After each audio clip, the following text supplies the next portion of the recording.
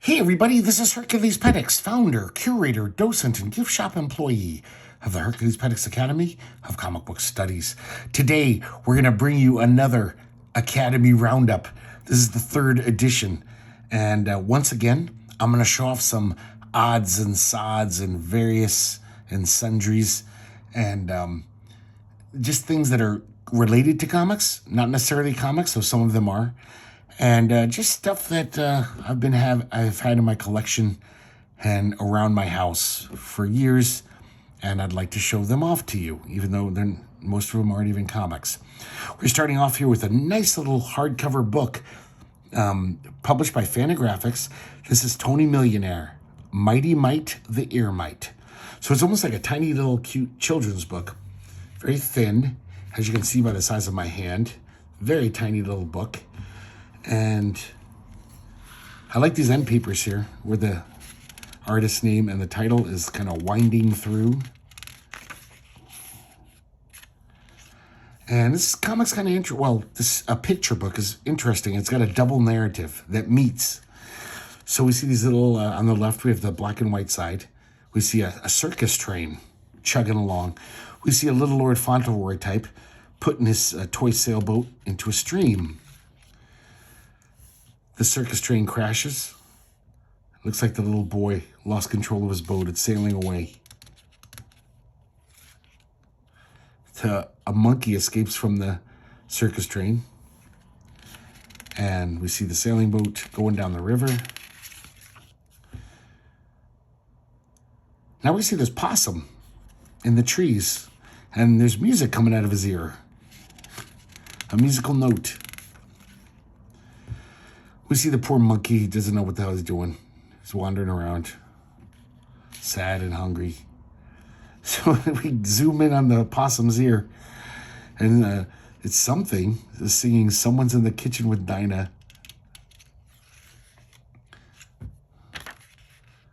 And it turns out it's this ear mite. It's such a repulsively drawn creature. He's playing a little banjo.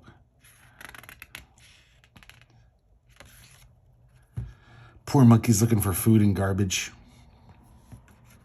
So now the ear mite looks outside the ear. He says, "What's this, a ship?" I feel like I'm telling you guys a bedtime story.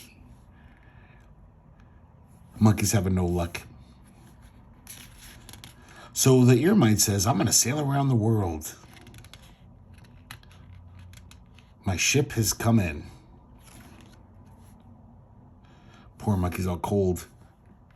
And the ear mite continues singing, playing his banjo.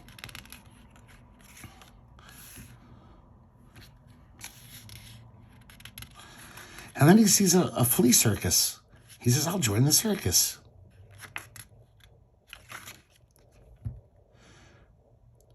The poor shivering cold monkey sees a town and heads towards it. So now the ear mite is singing for the circus.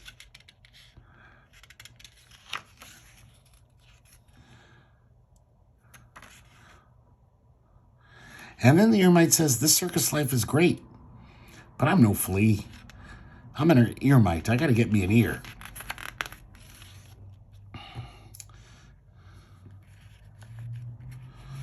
So he heads towards this town. Of course, he's singing the whole time. This guy's got a song in his heart all the time. And we see the poor monkey. He's in an alley. Put some newspapers over himself. He collapses in exhaustion. And now the two stories meet. The ear mite comes upon the monkey.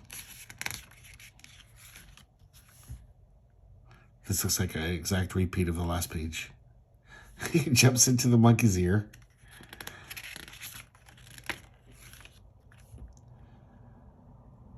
And he starts singing again. And I like this. This poor miserable monkey, he's still asleep.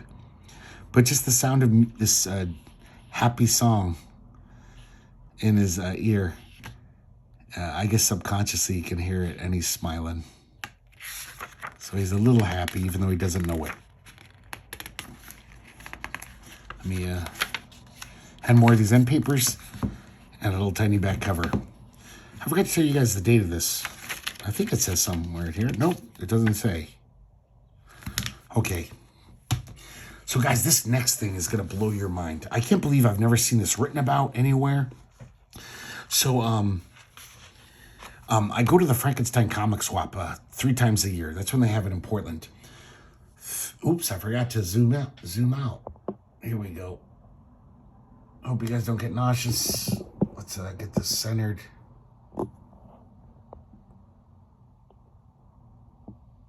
Sorry about this, guys. I don't know how to edit. So I have to do it all in camera, as we say in the business. Okay, I think I got it. Kind of good. Yeah, it's better than nothing. That's good enough. So, through these Frankenstein comic swaps, I met this guy named Michael Britt. And he's a little older than me. And just chatting with him, I couldn't believe the people he's met in his life. And he grew up in Oregon. So he'd in the same environs as Basil Wolverton and stuff. And he told me he had a fanzine back in 1970. He had fanzines, I think, before this. But by 1970, he was firing on all cylinders. So a couple years ago, he said, I'll get you a copy. And I'm like, really? Wow, thanks. You still have them? That's amazing. Because it sounded great.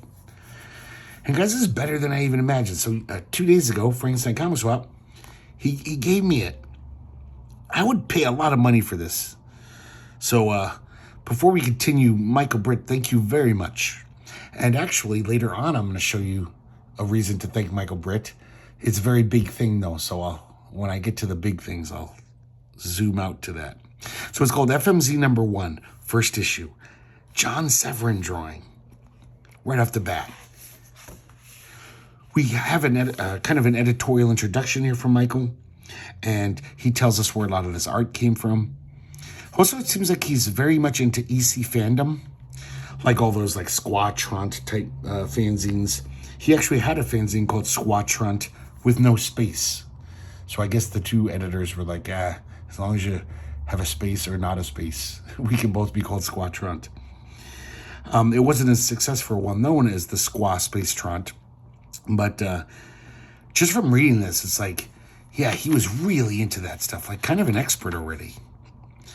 But the weird thing is most of this is stuff from the 50s that I think he had lying around, like he never got a chance to publish before. So, okay, so we have a contents page here. March 1970, it says, a caricature of Michael Britt from 1958 by Jules Pfeiffer. So, I don't know how well he knows Jules Pfeiffer, but that's pretty amazing. Well, a lot of these articles are about EC, and they're from, like, written in, like, 2 years after EC went out of business. Well, except for Matt, of course. So it's kind of interesting reading, and they're very well written. I didn't know the 50s fanzines. I mean, these are good articles. And most of the fanzines, even in the 70s that I read, were pretty, like, just crappily written by fanish, like 14-year-olds, not 12-year-olds. So this one's about EC fandom, kind of a history, a short history of all the fanzines that came out in celebration of EC Comics. I think I forgot to mention, it's by Ronald Parker, who I guess was big in fandom. Next we have Martin Pals, our Crumbs buddy and pen pal, freelancers for EC. This, I believe, was also written around, like, I don't know, 57, 58. Kind of an interesting article. It's focusing on all the artists who had, like, 1 or 2 stories in EC. Because EC pretty much had their regulars who pretty much drew every story, especially after a certain point. But every now and then, they get these heavy hitters. You know, like Joe Kubert, Russ Heath, Frank Frazetta. I actually thought Russ Heath did more for EC. I guess he just did a story or 2. Of course, Basil Wolverton did those great contributions to Mad. And just they tell us all these random guys and what they contributed to EC. Nice little article. We have another Martin Pals article, Kurtzman pre-war. So this is pretty much Kurtzman before he was the E.C. Kurtzman that we came to know. So before Mad, before the war comics, when he was just drawing, and I believe he was writing some of these stories for like weird fantasy, weird science, the horror titles and stuff like that. But there were some that he definitely wrote, because you can kind of tell by the writing. They're, I don't know, just a little, Kurtzman wrote kind of skewed older, his writing, for older kids, or even adults. Here's EC Fanatic number 8. This is this guy, Norm Benedict, and I guess this is just kind of a reminiscence of him and his love affair with EC Comics. How when he was a little kid, he discovered him. He got involved in fandom. And kind of fun. And this is pretty old, too. I think this is written in the 50s, where EC, wasn't that far gone. Oh, I'm wrong. He mentions the 60s, so I guess this was written later. So then we have a reprint of a Basil Wolverton Golden Age story, Meteor Murphy, Explorer of the Skies. And I'm pretty sure we looked at this. Oh, no, we haven't looked at this yet. I'm sorry. I don't know what I'm talking about. So this is I think it's a precursor to Space Hawk. Maybe not. Maybe it's after. It probably is after. But it's very, like Space Hawk. Great monsters. He has this Asian sidekick named Kang Su. So it's just a pretty fun, weird little Basil Wolverton science fiction tale. They land on this planet. There's these criminals. The criminals got the drop on them, but they let them go because they want Meteor Murphy to lead them to his spaceship. I think they're trapped there. I think these weird vulture-like creatures attack them. Just prime, great Basil Wolverton sci-fi stuff. And it's to be continued, unfortunately. Guys, this is the piece de resistance. You can probably recognize who this is by looking at it. This is very early R. Crumb. This is 1963, when he was still working at the greeting card company. And I just can't believe how beautiful this is. And I don't think I've ever seen this. And I have the complete Crumb, the Fantagraphics collections. I have every one. Maybe it's in there and I just forgot. But I think I'd remember this. I love this drawing. It's some kind of like mafia gathering, but everyone's a funny animal.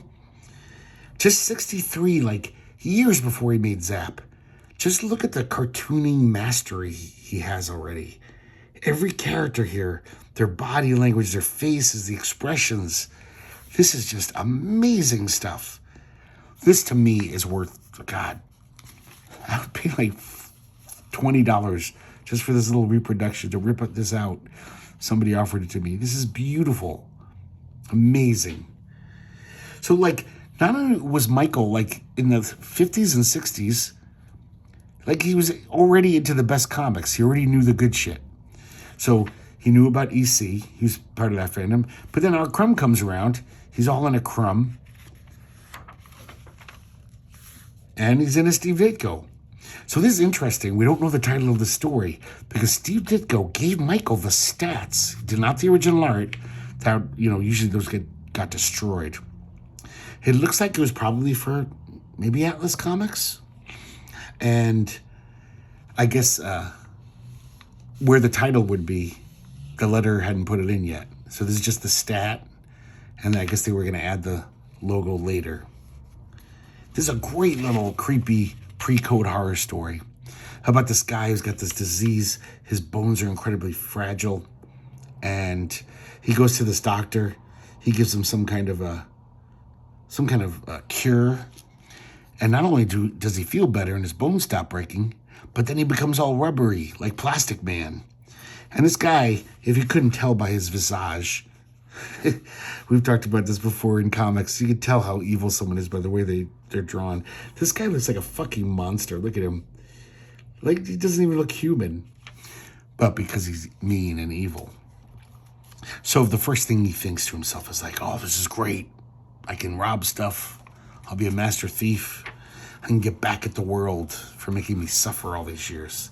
But the first thing he thinks to do is, I've got to kill that doctor so he can't give that treatment to anyone else. Then where would I be? So he does just that. He kills the doctor. Someone sees him. The police are chasing him. So he mushes his face. He thinks he's all brilliant. He's like, yeah, they'll never recognize me this way. But when he gets home, he realizes he can't undo it. But just, are you guys checking out just this great Steve Ditko storytelling? This is so great. I think maybe this is his best period. I think he was a better artist here than he was on Spider-Man. And he, dare I say it, even Doctor Strange. Even though Doctor Strange has better imagination and cooler designs, just as a pure cartoonist artist, I think he was best in the mid-50s. So he's running around like a freaking monster, everyone's screaming, looking at him. And then he finds this other guy, this scientist, Dr. Harrell. He says, oh, I can cure you. And this part is just so dumb. Before he could even give him the shot, he kills the doctor. Because he's like, oh, he might suspect that I killed his scientist buddy earlier. But then, of course, he doesn't know the proper amount he's supposed to jab into himself. So he's hung by his own petard, as they say. I really hate that saying. I don't know why I said it. And then the cops show up, knock on the door. We know you're in there. Open up. They use their Tommy gun to blow their way in, and there's just a puddle and the remnants of his head and all of his clothes. And I like how the narration is in second person. And for some reason, this guy is he feels a sense of triumph. He's he has a faint smile on his face. You know you've cheated them. And you know this is the end. I probably had this reprinted in one of my Ditko books, but it's really great seeing it in black and white. Really nice stuff. And look how crisp it is, because it's from the direct stats. It looks really good. Now we have another EC story about the Picture Story series. This was EC's first comics in the 40s. They were educational, religious. They started out as just doing the Bible, and they were very successful. Then they started doing history and science, educational comics, basically. That's what they were called before they became entertaining comics. They have a checklist of all of them. Once again, I knew nothing about this stuff. I think they're so boring, nobody ever wanted to write about them. So this is a pretty enlightening article, as someone who's a big fan of EC Comics. This is interesting. Scenes we might have seen by E. Nelson Bridwell, who went on to be a writer and editor at DC Comics. I guess he was an early Mad fan, part of this Mad fandom, Harvey Kurtzman fandom. He actually submitted this to Mad, it says in the editorial. Really bad. It's terrible. I mean, you can tell by the art. The art's not very good. But just a really dumb gag, really dumb joke. Poorly told, too. And this is nice. An unpublished portfolio of SF by Basil Wolverton. Some of these are going back to the 20s. You know, over 10 years before he started working in comic books and created Space Hawk. This is interesting. It says Bay Wolverton. I've never seen him sign his name that way. So maybe this is a really early one. I think a lot of these were submissions to Amazing Stories and the old pulps.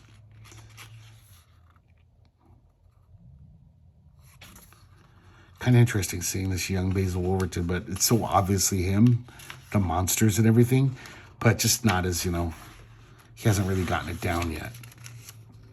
His amazing line work isn't quite there, though it's damn good.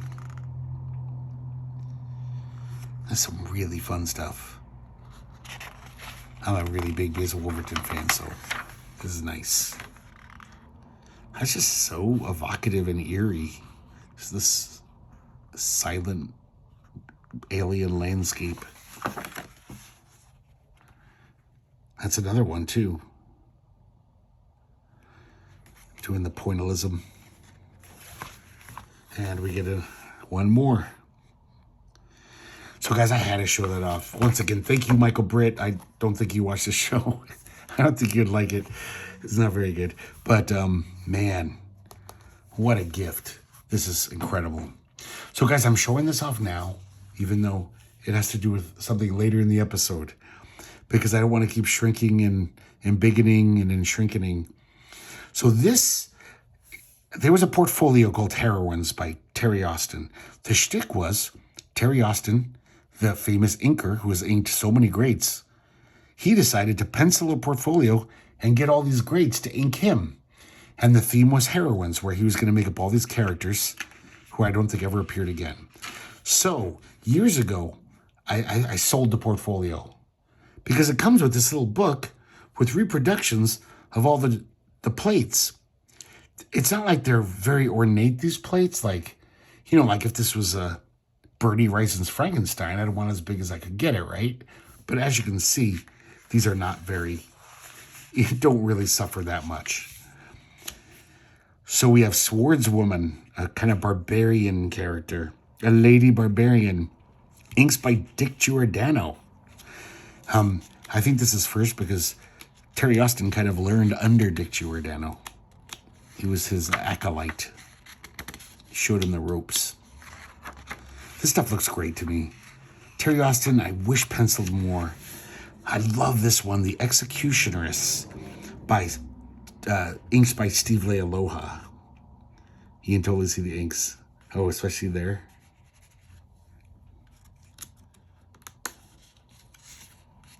So he has the character description here, and like how he was inspired to make these characters. He figures in this primitive society, if it's a female type of Valkyrie to take them to Valhalla, why shouldn't a lady dispatch them when they're executed? Okay, yep, I got it. I love this one, guys. Pulp Heroine, inked by Marshall Rogers. So it's like a lady spirit, and this just looks so great to me. It is weird, though. If you told me this was Marshall Rogers, inked by Terry Austin, I would totally think, yeah, that looks exactly like that. So even when they switch roles, it still looks pretty much the same.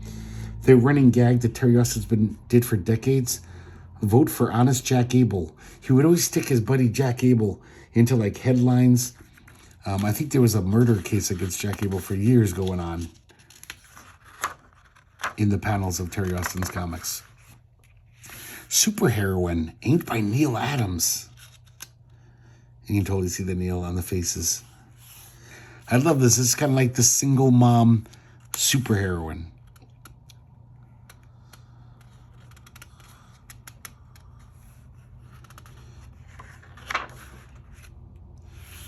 Space Rangerette, inked by John Byrne. And you can totally see it. This is interesting that John Byrne did this little stuff, the little pebbles. We see that in like Jim Starlin comics and stuff. Not that Terry Austin inked, but Terry Austin liked to do it a lot. So it looks like Byrne returned the favor and says, if you're going to put all that work in when you ink my shit, and the least I can do is do it for you. I kind of like this idea where she's this cool, sexy space rangerette, but she can throw her brain into this really strong robot monkey. And she can also put herself into this robot cat. So in a way, she's almost like Beastmaster or Beast Mistress. And here we have Modern Sorceress, inked by Walt Simonson. I love this, all these weird little imps. This magician, this sorceress is summoned. Very funny, cute, great cartoony characters. Look how 70s her outfit is. That is casual. So basically, his idea for this character is that, her spells would have come down from ancient sources that have kind of watered down over the centuries. So this is all she can summon. She can't summon like a big dragon or anything. All these would make really good comics, I think. The majority of them I would love to see. I don't think he ever did anything with this. Oh, and this is nice. Superhero's Girlfriend, an homage to Lois Lane. And it's Michael Golden. You can totally see it in the face here. And It's almost like a Rocket Raccoon here. This came out in 1979, by the way. I didn't mention that.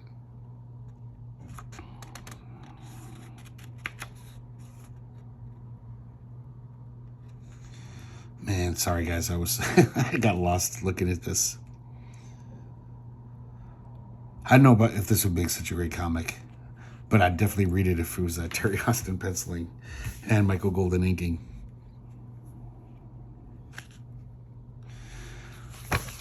Nice stuff. Okay, welcome back to Portfolios Later, guys. So this is a weird little curio, a one-of-a-kind thing. Kind of dopey, but I'm a dope, so it's apropos. So this is, as you can see, it's Forever People, number 5. Originally written and drawn by Jack Kirby. I found this really beat-up copy. I think it was in a quarter bin. So I said, I've got all these already, but I don't know. It's Jack Kirby, Fourth World. So I was at a show in Portland when I first moved here, probably around 2008, 2009. I can't remember which show it was, a comic show. And there's all these artists there that my friend Chris Cajero Cilla introduced me to over the past year or so. So, some of these people I didn't know, but I asked them to modify this comic. And I hope you don't think it's blasphemous. I haven't another comic. It's not like I ruined my only copy. A lot of these I wish I wrote down somewhere. Can't read their signatures. This looks like Eddingson. And he did some kind of cool hot rod flash on Sonny Sumo's face.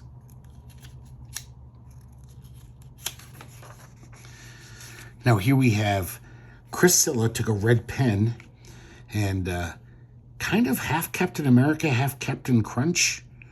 He crunchified Sonny Sumo. And he writes, Chris Cilla loves Sonny Sumo. Then I really like this David Lasky. I believe he's from Seattle. He just found this little guy up here that Jack Kirby drew.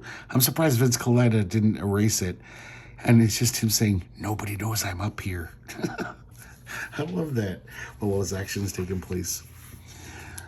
So this is Jesse Reclaw, Portland cartoonist, really talented guy, janitor of the Fourth World, 2007. Oh, so this was 2007. I just moved here. So he just kind of whited out or blacked out the word balloons and words. Yeah, nice abs, hot dog, work it, freak, pump it up. These aren't intelligent guys. In fact, a lot of them look like something like a 6-year-old kid would do to his comic. This guy, E.D. Nilsson, not sure if I know who that is. And he kind of does the 6-year-old treatment to it, puts a Band-Aid on his face, draws a house coming out of this guy's head. Devil horns on what's his face.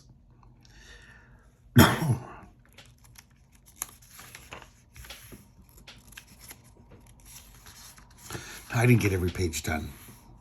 I like this one a lot. This is a Farrell Dalrymple. And so he just kind of continued these weird, twisted, distorted faces. God, I love that panel. And got 2 little nice sketches basically out of him. I don't know if this is the guy's cartoonist moniker, Big Time, or he just wrote that. But we see this cute little robot hiding behind these guys. And for some reason, he put a feather in this guy's hat. This is Jason Fisher. Oh my God, just being foul. Garrett Izumi.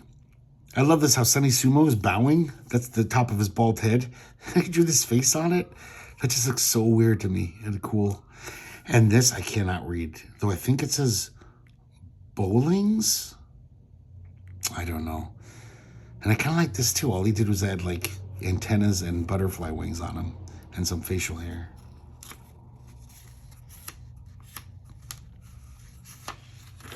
I totally want to reread this comic just looking at this. Here's Zach Soto, another local Portland cartoonist. Oh, Mickey, you so fine. And he drew Mickey Mouse here. Also put hair and a beard on Sunny Sumo. And this I cannot read either. I think it says Dematti. And he just silvered out some stuff. Kind of looks cool. And he silvered out all the words except for understand.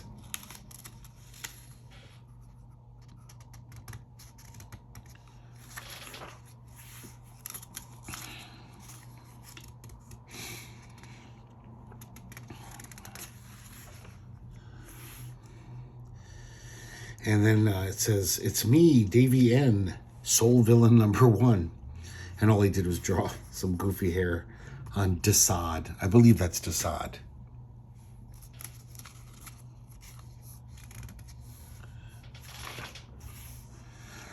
This classic old ad, Tim Root. Just all he did is change it to America's only weed fan club. Join now.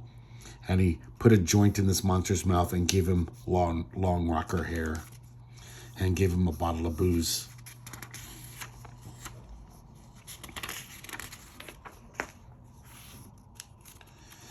David Chelsea, who I believe we just talked about, not 3 episodes ago.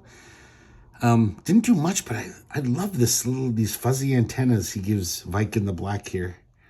And he extended his arms to be like little tentacles or something. Okay, now this says 2008. I'm pretty sure I just did this in one day, but maybe I didn't. Maybe I took it to another show.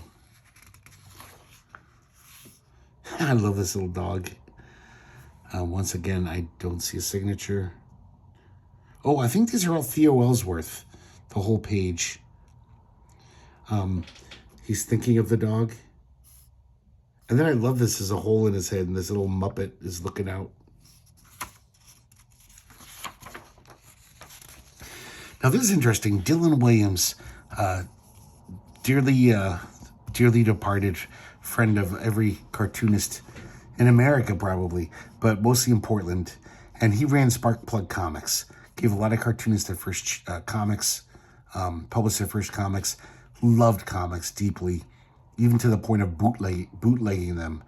Not to make money, just because he wanted people to be able to see certain Golden Age greats, for example.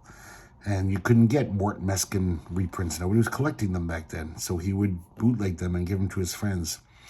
It was so serious about comics that he did not like this idea of desecrating a Jack Kirby comic. He said, no, I'm not going to do it. I don't like that. But this ad, where I think this is a Neil Adams derived drawing of Batman. He said, oh yeah, fuck Neil Adams. I'll totally, desecrate that shit. This was just a weird little gag he wrote. Chris Cajero after Dylan Williams, but it was him. And just this weird drawing. He adds all these legs to Batman.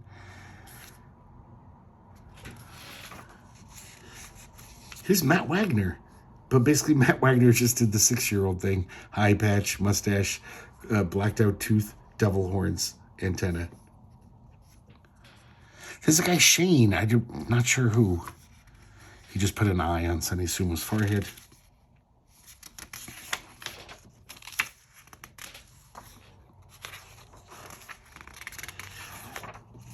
Oh. Colin Speed McNeil. Wait, is that their name? Cole Speed McNeil. And they have the Venus flytrap saying all these things like num num num num num num. Making sounds, eating sounds. I don't think there's much on this Sandman reprint.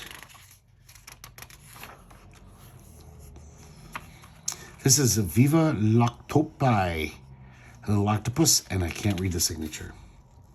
This is weird. It's someone named Stevie Van Bronckhorst. Oh, so I guess I did keep doing this. This says 2010. And he just writes these weird little things here and just kind of blacks out things. Very almost modern art approach to this. I can't read that, but it does say in parentheses Sergio, whoever that is. Just basically gave me an autograph and wrote a little thing.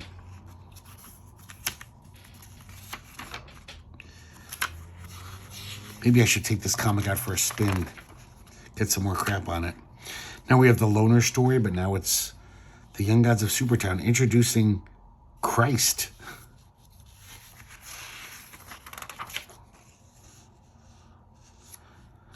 So here's a guy named Mike Bertino.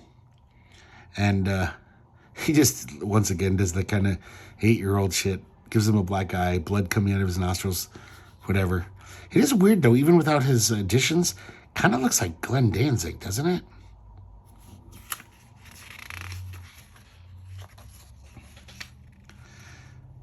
Max Clotfelter. All he does is add a certain certain organ to Lonar. You know what's weird, guys? There's that great Gary Panter Jimbo story, post-apocalyptic, with that horse is on fire. It's weird how this reminds me of that. I wonder if Gary Panter was inspired by this horse, who seems to be coming out of a volcano or something. It has that same crazy primal energy to it. Colleen Coover drew a little muscle man to go along with this kind of Charles Atlas-like ad. Added some sound effects. Glug, as this guy drinks his protein shake. And then Scott Faulkner. I love this SCTV homage. He says, Frank, the guy with a snake on his face. Don't settle for second-rate sex dungeons. Come visit Frankenstein's monster's bondage palace. A little homage to Harry, the guy with the snake on his face. Here's a little rarity that, I don't know if you guys ever saw this. In 1988, there was a great documentary about comics called Comic Book Confidential. One of the first documentaries about comics, as far as I know. There might have been TV specials or something, but he got it. He seemed to know that, like, yeah, these are the important guys in comics history, and now the new people now. You know, he wasn't like interviewing Stan Lee and Stan Lee saying, I created everything. He was, talking to the Hernandez brothers, talking to Will Eisner. So he seemed to know his shit. And in 1988, that was so rare, before the internet, professional, just comic scholarship. It was me and my friends just loved it. We were like, holy shit, I can actually see what Linda Berry looks like.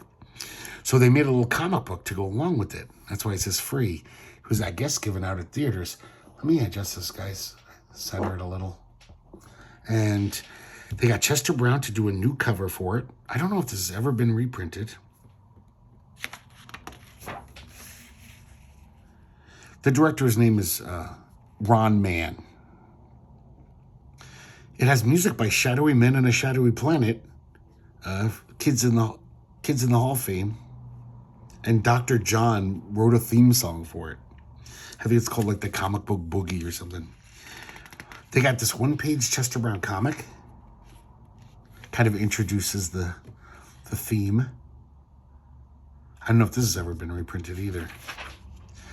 And basically this is what this little pamphlet is. It's like showing us little panels. Here's a general history of comics. Showing all these great, the reproductions aren't printed great, but they're great examples of comic art. And here we go, artist by artist. Robert Crumb, Will Eisner, Frank Miller, Linda Berry. Remember these little things here, guys. All these little representations of the artist. Jack Kirby, Jaime Hernandez, Sherry Flanagan, Bill Griffith. William M. Gaines and the EC crew. Art Spiegelman, Francois Molly. Sue Coe, Harvey Kurtzman, Stan Lee. Okay, they do talk to Stan Lee, but they talk to Jack Kirby more. They know the score. Harvey Pekar, Gilbert Shelton, Victor Moscoso. Wait, it's Moscoso. I've been saying that wrong all these years. Dan O'Neill, Spain Rodriguez, Charles Burns, and Paul Mavridis. And that's quite a lineup, right? Like someone in 1988 pretty much being hep to the jive and knowing, yeah, these are the comics artists that are great right now. And we're also going to look at these important old-timers. This was made just for the comic, too. Addicted by R.G. Taylor, the Canadian cartoonist. He used to draw that Wordsmith comic in the 80s. And pretty, not very good. showing a guy who's like, oh, I gotta get it. I need it bad. I'm addicted. His girlfriend takes him to the comic shop, and turns out that's what he was addicted to. And we have a list of all the film production crew. The comic book consultant is B.P. Nickel, who I don't know if you guys remember. We looked at Andromeda, the ground level science fiction comic from Canada, basically mid to late 70s. And he did a lot of the adaptations. And I remember longtime Academy benefactor Arnold Gernsback told me, oh yeah, B.P. Nickel's actually a kind of well-regarded poet in Canada. He's won awards and such. And that's what they talk about here. But I didn't know this. He was responsible for the first Canadian underground, Scraptures. Never even heard of it. I don't think it's on the Comics Joint site. Just a little connection there. Okay, guys, this is why I asked you to remember that. So the beginning of the movie, we see cartoonist Paul Mavrides at his drawing board. And he's got a big bottle of ink. And he's drawing all of these. These are all Paul Mavrides. Okay, I have to say, guys, off the bat, my memory's bad. It could have been Pete Poplawski, too. Because both of those guys are amazing mimics. So, there's no credit for this, which I find fascinating. And we see him duplicating all these artist styles. Now, if it's Pete Poplawski, yeah, that's easy peasy for him. And I think Paul Mavrides is just as good as a mimic. But you would never know that these weren't the originals. The early Ditko Spider-Man there. Then again, maybe I dreamt the whole thing. Maybe that's why this isn't credited to an artist. But in the movie, the artifice is that some cartoonist is drawing all of these, and then he spills his ink bottle. That's the gag. And he goes, Okay, I forgot to show you this, guys. This is the weirdest thing. So, 25 years ago, my girlfriend made this. She loved to collage. She's a really good artist all around. But she was in a collage phase. And so I had these Marvel team-ups. There was that four-parter with Black Widow and... well, I think it was from that comic. And she made this weird little collage of it.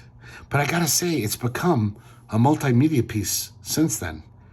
Because what you see here, the bad coloring, that looks like bad coloring, that's 25 years of cooking grease and bacon fat and chicken grizzle. It's this has been over my oven for so long at various places, and it is disgusting. But I can't throw it away. Oh my God, guys, this feels just like coated in grease. Oh my God, it looks like I could maybe clean it somehow. Sorry, I shouldn't have shared that with you. That's personal. Oh, I can say her name, I think. That's Pamela Davis. And she's a wonderful woman. She's a works with metals now. Makes a lot of jewelry. Sells her jewelry. And let me make sure this is the right size, guys. I'm going to zoom in a little. That should be good, I think. Okay, so this is an interesting thing. Once again, it's something I got from Chris Cajero Cilla. Whenever he's in something, he always saves me a copy. And this is an interesting one. It's called Funny Not Funny. And this is from an exhibit at a college museum about black humor. So this is like they would give it this catalog out when you went to the show. It's edited by this guy, let me get his name, Ryan Standfast. And I believe he did these end papers because there's no credit for them. And I believe he did this.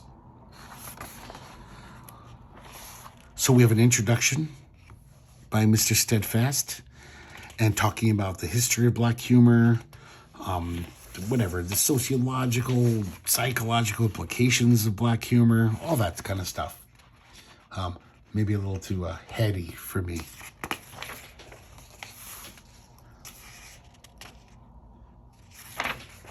So what this is, just like any catalog for an exhibition, little examples of all the artists.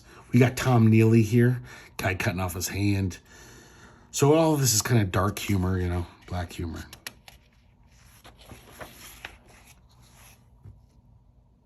I like this. I have nothing left to live for, and this woman's slashing her wrist, and her son just says, "Can we have spaghetti for dinner?"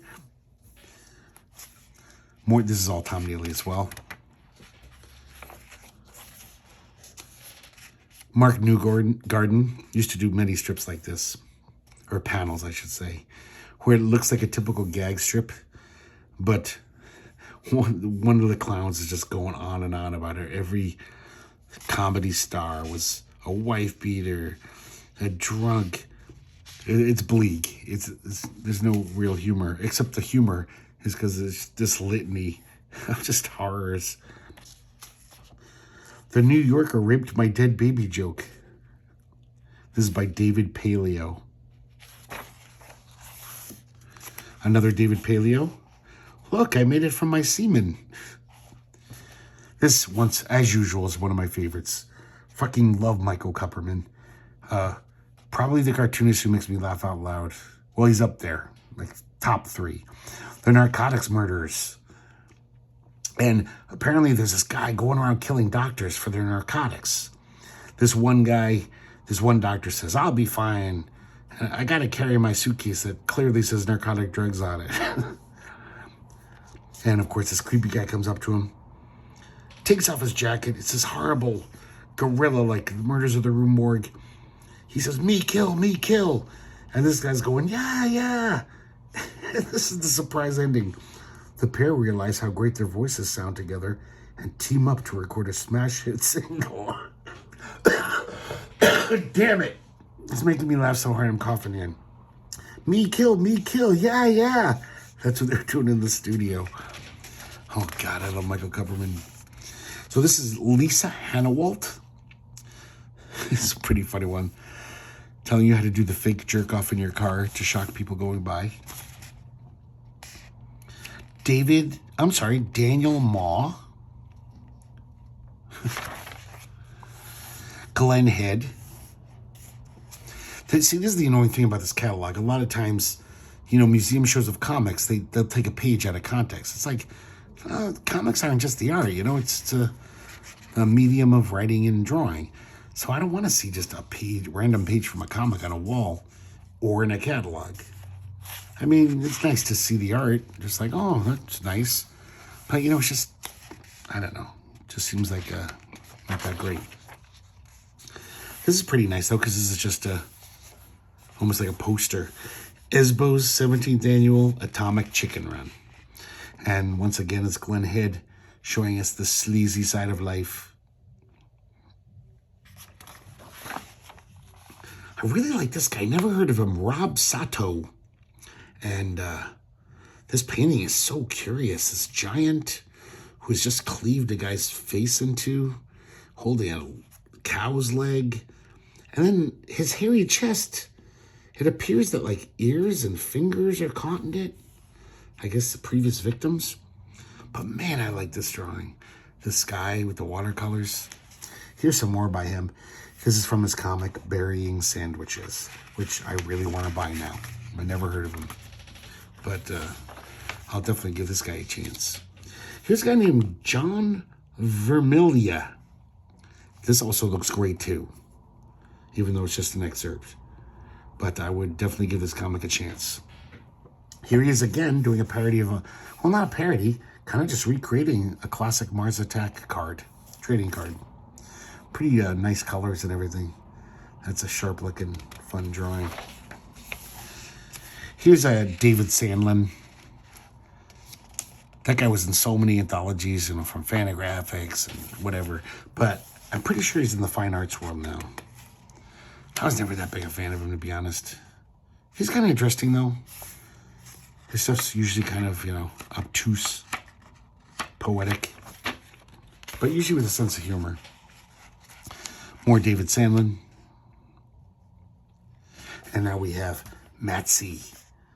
I love this guy. It's a very crisp artwork. Kind of reminds me of Danny Hellman, or there's a few artists who have that nice crisp style, even though they're drawing like weird, bizarro stuff. Here's Jonathan Rosen. He's another guy who used to be in a lot of those great anthologies like Snake Eyes and stuff. Very odd strip. He's got a very weird sense of humor. Here's Sue Ko, Raw alumnus. And here's an op-ed drawing she did for the New York Times of Rush Limbaugh. I like this one. I'm not a vegetarian or anything, but if I was, I'd like it even more. It's like an easy comic, turning the tables. It's called The Animals Thanksgiving. It's a woodcut. I've never seen Sue Coe draw a woodcut style like this. And we see all the animals and creatures of the forest hunting humans, fishing for humans, boiling them in a pot, putting them on a spit roast. It's a pretty good one. Here's Matsy again. California, it's called. Oh, that looks so good. This is an enlargement of the next page. Travis Millard, who I guess draws a lot, is inspired by people fighting. Just how goofy they look when they're fighting. Here's Travis Millard some more. This is a fanzine he did. This is a guy named Taylor McKimmons.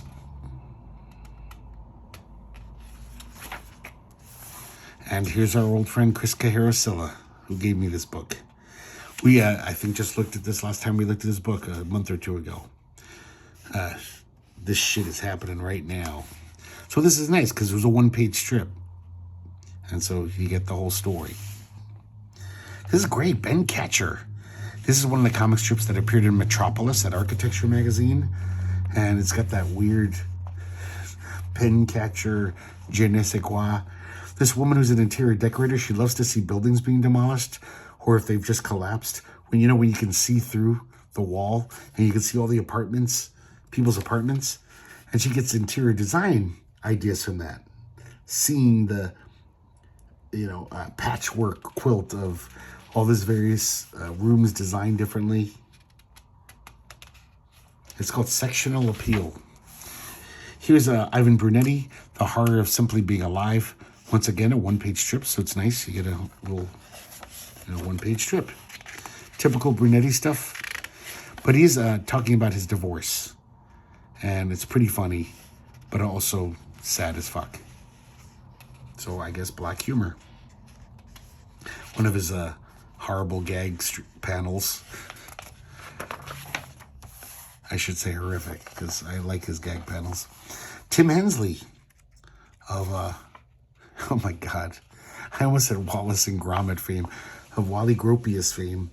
And these are funny. This, I believe we're in The Believer magazine. The guy wants to stay on unemployment, so at the job interviews, he's like, what would you say is your biggest weakness? Methadone. Here's Ian Hubert, Pen Pal, it's called. We just see this guy, and it just says, Dear Hitler. And I don't know why I laughed out loud when I read this last night. So simple, but just the idea of a pen pal for Hitler, I don't know why. I guess that's part of black humor. You're laughing out of, it's kind of a nervous laughter. Here's some more stuff by the editor. They ask a lot of the cartoonists, how does your work relate to the notion of black humor? A lot of these are actually quite interesting. They're not just little sound bites. Almost everyone has something pretty interesting to say. The checklist of what was at the exhibit and the contributor notes. Little mini bios of everyone. And about the editor and curator, Ryan Stanfest. More of his stuff. And that's it. So a very weird little curio. I don't even know if this was ever sold at stores. So this is, I believe, pretty sure this is something else that Chris Cilla gave me. Sorry, guys. I gotta drink some water, but I'm getting so into this video that I don't want to reach over and grab my water, but I'm going to, so I don't keep coughing. Let me center this. As you can see already, guys, juiced Swarte. Now, I've never read this. It's called Dr. Ben Chinevanatots. I don't know how to say that. But it's from 1991. And I think that Chris Cajero Cilla gave, after his band toured Europe, I think he got me this. He got me a bunch of stuff from that great store in the Netherlands. shit, I can't remember the name of it. But it's a world famous store, comic book store. So it's a nice little hardcover with this Smithsonian binding. And God, guys, look at these end papers. I love this. That is so beautiful to me. That is so nice. Same here. We have a little spot yellow there. Title page. Got to make sure this is in frame.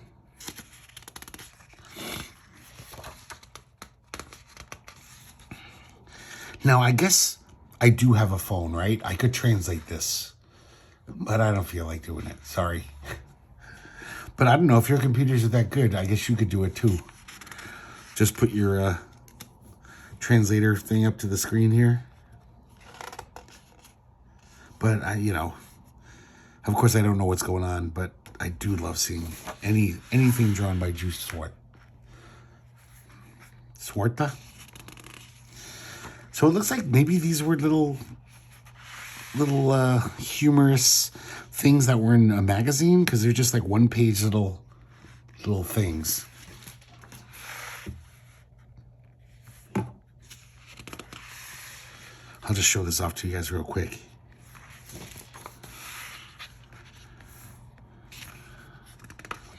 I'm pretty sure this has never been translated into English. It's surprising how, like, I think every guy I know into comics loves Swarte so much. Like, it's up there, like, as far as cartoonists, in like the top 10 of all-time great cartoonists. And yet there's so little to be had in America. He's been drawing since the mid-'70s, maybe early 70s, and you can't find any of it. Oh, these strips are from 78, by the way, guys. This book was made in 91. So I'll just show you these real quick. I guess they're not like full-on comics. Not much panel-to-panel sequentiality. But I bet they're funny, because Swarte is a funny guy. Yeah, maybe one day I'll use my phone translator, see what these are all about. But I'd much rather just buy a nice translation of it. Talk about the cleared line.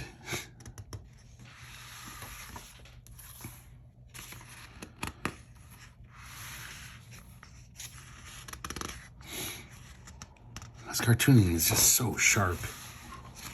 I love it. Just that right there, just so simple. And it looks so good to me.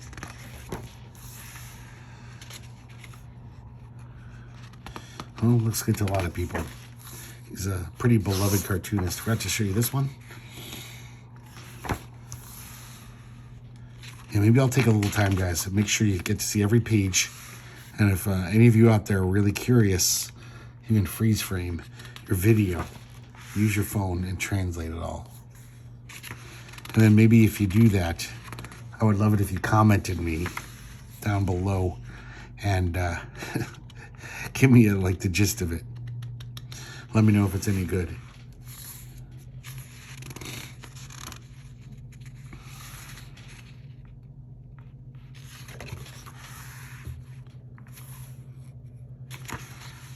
This is some great stuff. Here's a little comic strippiness.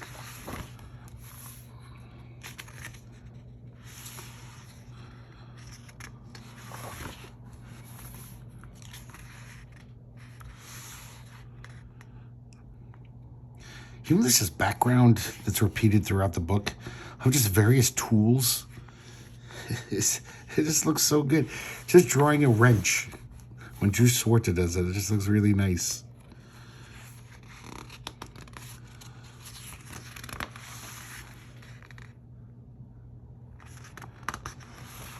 Yeah, because these aren't full-on comics. You know, comics, even if you don't know the language, you can kind of figure it out. But this is just a lot of text and a random drawing, so I have no clue. Obviously, it's humorous, I'm pretty sure.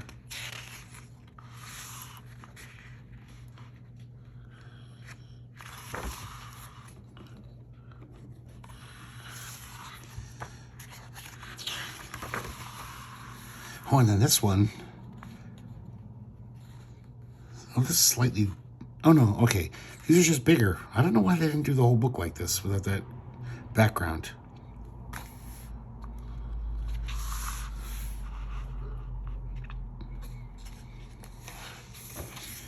Then again, I don't know a lot of things.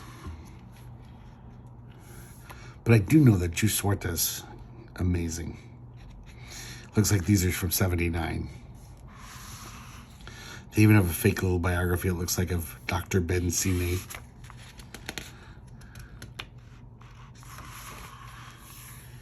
Ooh, more stuff. This looks a little more intricate.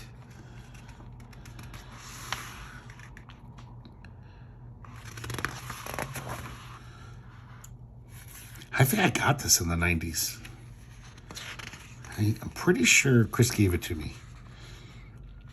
I wish I have such a bad memory. I can't say 100% that he did. But I can't imagine how else I would have gotten it.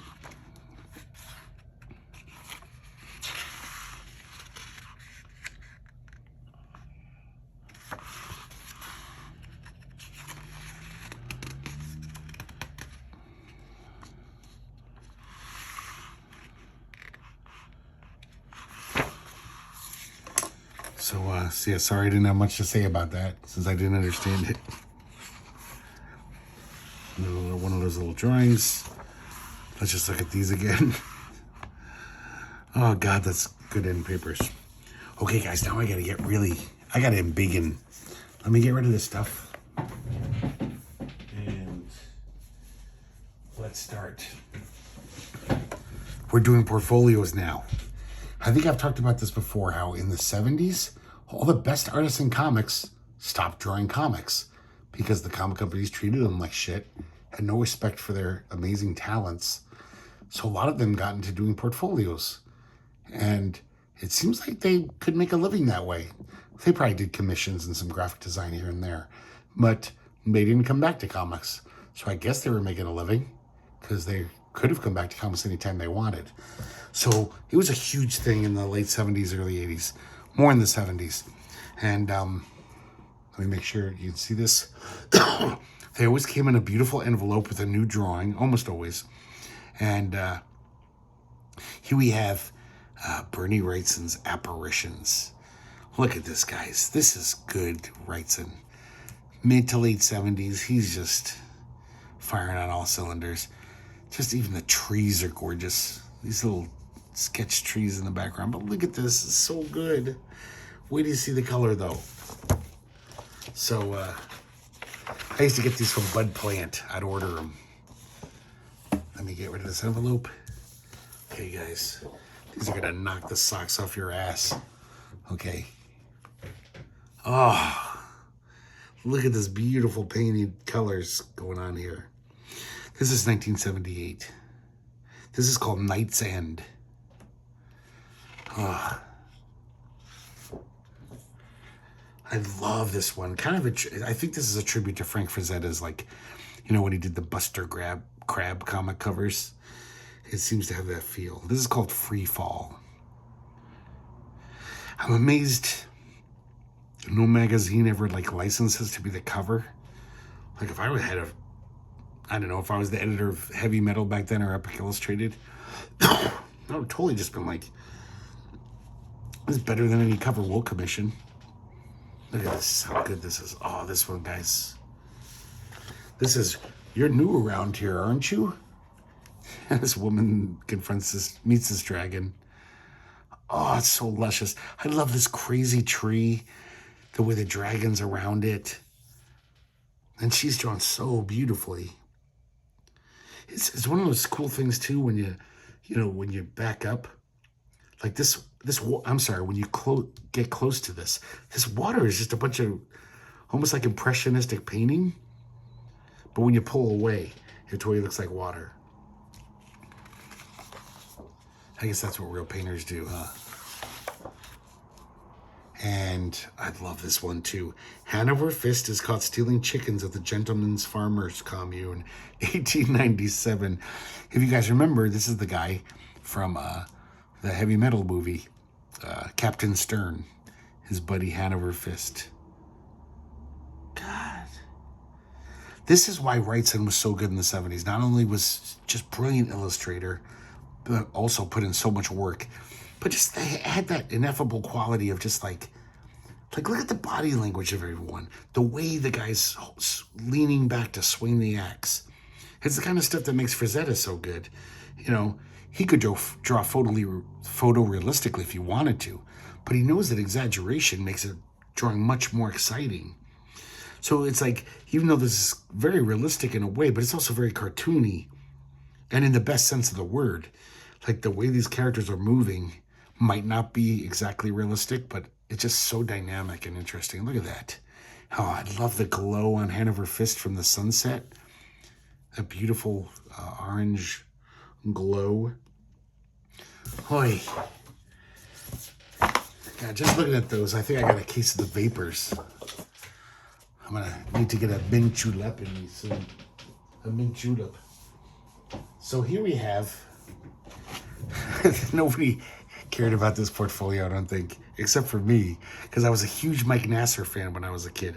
Probably his only fan. This came out in 1977. It's called Star Spawn. And this one has a whole story behind it. Each plate, there's a little paragraph describing what's happening. The story's not worth repeating. It's just a dumb sci-fi story with some slightly spiritual overtones. Now this, of course, not nearly as impressive art, but also it's black and white.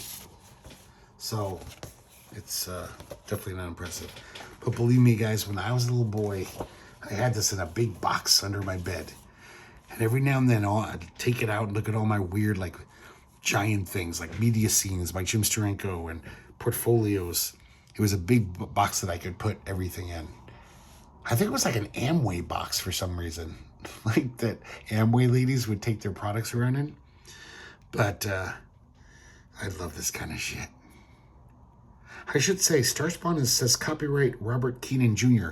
So maybe he made the plot of this and got Mike Nasser to draw it. It doesn't seem like much of any story to copyright. But, you know, obviously Mike Nasser, one of the most famous Neil Adams clones / ripoff artists, but he also worked with Neil Adams. So more, he was a protege. Look at this Adam-esque business going on. But man, I ate this up when I was a kid. I thought this was brilliant. Oh, I love this one. Look how Neil Adams this is. In fact, I should have taken it out somewhere in my notes or in my files. I drew this when I was a kid. I could never draw, but I wanted to draw because I love comics so much. And I remember doing the methodical thing of just like almost sectioning it out in my brain. Okay, do what he did here. Those little squiggles. And of course it came out all warped and weird. But it is kind of impressive, someone who couldn't draw, if you just methodically look at every millimeter and try to duplicate it, it's definitely better than, than nothing, I guess. And here, the Rage of the Star Spawn. That's not very impressive at all. All the other ones he put so much work in, and look at this, just sketchy. And he couldn't even draw her nipples. It's a goddamn shame. Okay, let's get another one. Oh, guys. This is sweet. Doctor Strange, a portfolio by Michael Golden. A lot of portfolio guys would have contracts with Marvel. And so they could have these Marvel superheroes appear. Guys, look at this. Michael Golden, probably in his prime. This is 1983. I gotta get some water, sorry. I'll let you ooh and ah over this. Now let's crack this open. Still want to come out. I can just imagine if these were colored by Michael Golden, just how exquisite they'd be. Plate 1, the ancient one. That's a really good drawing.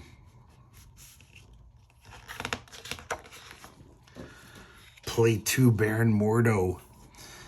Every now and then Golden, even though he's such a different type of artist, But you could see the Ditko in certain panels he did, certain drawings.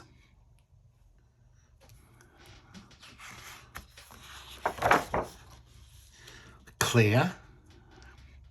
I love this Art Nouveau shit going on.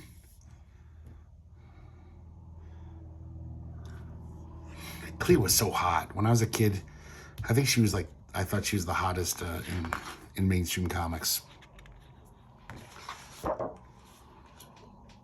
And Dormammu. Oh, I love the faceless ones. Or is that what they call it? The nameless ones? No, the faceless ones? The mindless ones? I can't remember. But look, it's all that great Ditko stuff. The floating islands and stuff. All he's missing is the fangs. The floating fang plate. Eternity. And Nightmare. Pretty nice. And now we have one more portfolio. And look at this, guys. I might have to zoom more for this. I want to make sure you get to see every luscious inch. Oh, I think that's as far as it goes. So let's see. Hopefully it'll work. Nice little sketch by Neal Adams. Now these were for his Tarzan book covers. He did paperback covers of the Tarzan re-releases, I believe in the mid to late 70s. And this just collects them. I'm missing one. There was a third set. So this is 1978. And, oh, I love that. That's so nice. This might have been just made for the portfolio, this binder and this drawing. I don't think that's from a cover. So now these are all the Tarzan covers that he did. It's kind of, I think this is like the peak of Neal Adams. He really wasn't doing comics at all at this point. So it's kind of a shame that, you know, if DC treated him a little better. This could have been the cover of the monthly Tarzan comic. Can you imagine seeing that on the newsstand? These portfolios were very beautifully like reproduced. They always use the finest paper.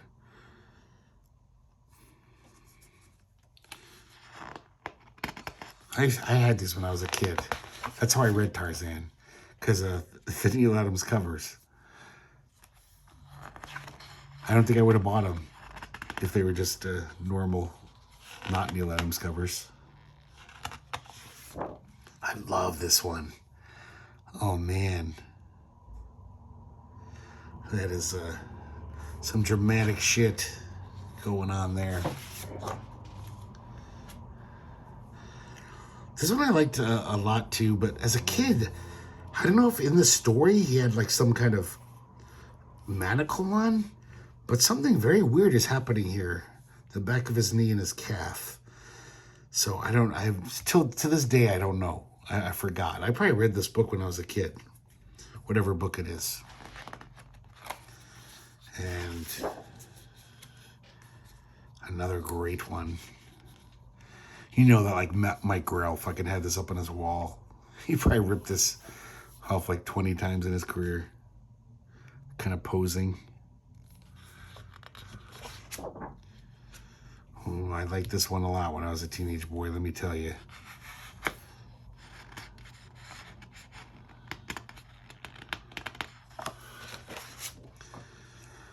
So this is the second one, and this one, oh, I'm sorry, this is just the envelope that it came in. So I guess I have, yeah, this thing I think when you bought all three, you put them all in here, this little thing. So guys, I have one more thing to show you now that I'm all zoomed out. Sorry about that, I jostled the camera, so I gotta keep this nice and wide. Oh, I didn't want you to see my belly there. Sorry about that. That probably wasn't appealing at all. So, as I was saying earlier, Michael Britt, the guy who gave me that amazing fanzine and created that amazing fanzine, at the end of the show, He says, Greg, come. He saw me on the way to the bathroom. He says, come to my table before you leave. I got something for you. And he gives me these beautiful, I don't know if you guys can see the ink here, how like the black is just shimmering on it and shiny. And this is like some of the earliest Basil Wolverton art. He made these prints of it. Actually, I think I can embiggen this a little. Oh, I can. Great. And not that this is obviously not the best Basil Wolverton art, but it's kind of fascinating seeing this really early, crude Basil Wolverton. So different and yet so obviously Wolverton. Because Wolverton has just the most unique style and vision. I can't believe how generous this guy is. I barely know the guy. I just talked to him a few times at a show. I love these guys. And this is great. Oh my God, that needs to be a t-shirt. But I wish you guys, I hope you can maybe see this. See the stippling on the rock here? Oh my God, the way it shines when you go like this. It looks really cool. And the shading on his back. Neat stuff. And this is even more rare stuff, guys. Another gift from Michael. This is an R. Crumb drawing from 1959. This is from a school newspaper. The Golden Buck wishes you a happy vacation. Last day of school. That is just crazy. Once again, it's printed with that cool black ink. And, you know, it's obviously not very good Crumb. But this is something else. I don't think I've ever seen this drawing anywhere. Not in a fanzine or a book about Crumb. This is just some super rare, weird shit. So I just want to show that off, guys. Hope you enjoyed it. And thank you so much for watching our third Academy Roundup. I hope I wasn't too long-winded there. But I really just wanted to show off some of these cool things that I've collected over the years that are comics adjacent, I guess, as the kids would say. So thanks for watching, guys, and I hope to see you next time here at the herculespetix Academy of Comic Book Studies.